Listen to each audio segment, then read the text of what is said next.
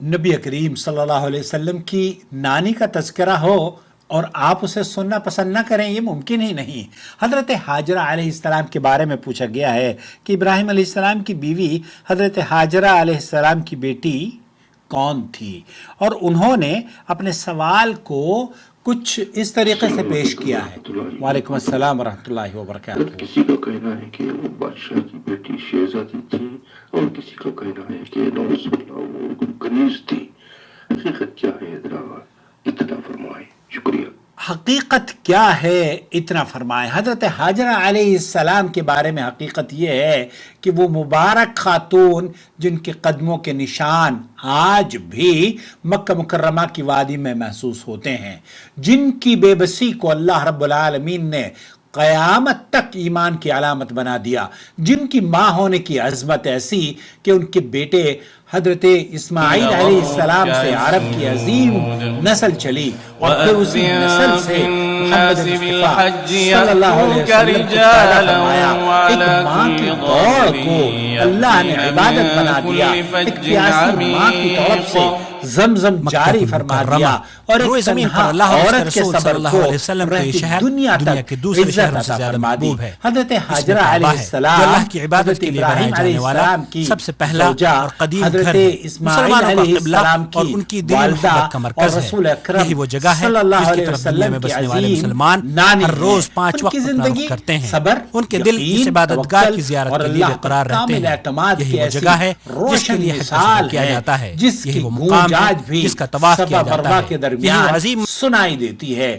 مصدق روایات کے مطابق حضرت ہاجرہ علیہ السلام مصر کی قبطی خاتون تھی۔ امام بخاری رحمۃ اللہ علیہ نے صحیح بخاری میں ان کا واقعہ مفصل نقل کیا ہے، جس میں یہ جھلک ملتی ہے کہ اللہ رب العالمین نے حضرت ہاجرہ علیہ السلام کو ایک عظیم تقدیر کے لیے چن رکھا تھا، ایک عظیم کارنامے کے لیے چن رکھا تھا۔ وہ خاتون جنہیں دنیا شاید ایک عام عورت سمجھتی تھی، اللہ نے ان کے نصیب میں وہ مقام لکھ دیا کہ قیامت تک اہل ایمان ان کا نام احترام سے لیتے رہیں گے۔ حضرت ہاجرہ علیہ السلام بعد میں حضرت ابراہیم علیہ السلام نے حضرت ہاجرہ علیہ السلام سے نکاح فرمایا۔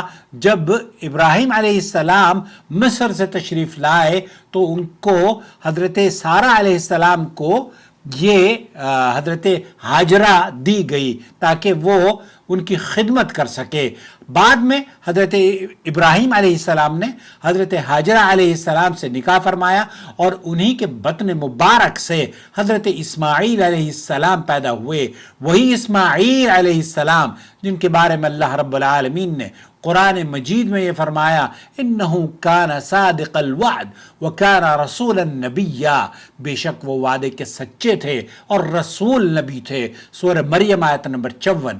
سوچئے کیسی عظیم ماں ہوگی جن کی گود میں ایسا بیٹا پرورش پایا جس کی سچائی کی گواہی خود اللہ رب العالمین قرآن کریم میں دے رہا ہے۔ انہو کان صادق الوعد، بے شک وہ وعدے کے سچے تھے۔ حضرت ہاجرہ علیہ السلام کی زندگی کا سب سے عظیم منظر وہ ہے جب حضرت ابراہیم علیہ السلام کے حکم سے انہیں اور ننھے اسماعیل کو مکہ کی سنسان وادی میں چھوڑ کر واپس جانے لگے۔ نہ وہاں پانی تھا، نہ کوئی انسان، نہ کوئی آبادی۔ ایک ماں نے پوچھا، کیا اللہ نے آپ کو اس کا حکم دیا ہے؟ جواب ملا ہاں، تو فوراً بولی، پھر اللہ ہمیں ہرگز ضائع نہیں کرے گا۔ اللہ کی رضا پر، اللہ کے احکام پر چلنے میں یہ عورت کبھی اپنی پیشانی پر بل بھی نہیں لایا کرتی تھی۔ یہی وہ سبق ہے جو کہ ہمیں حضرت ہاجرہ علیہ السلام سے سیکھنا ہوگا، ہماری بچیوں کو سیکھنا ہوگا۔ شوہر کی اطاعت اور فرمانبرداری کا اس سے بہترین سبق شاید آپ کو کوئی نہ دے پائے۔ یہ صرف ایک جملہ نہیں تھا کہ اللہ کی جب حکم آ گیا تو یہ کہا کہ پھر اللہ ہمیں ضائع نہیں کرے گا۔ یہ صرف ایک جملہ نہیں تھا، یہ یقین کی وہ روشنی تھی جس نے ایک ویران صحرا کو دنیا کے سب سے مقدس شہر میں تبدیل کر دیا تھا۔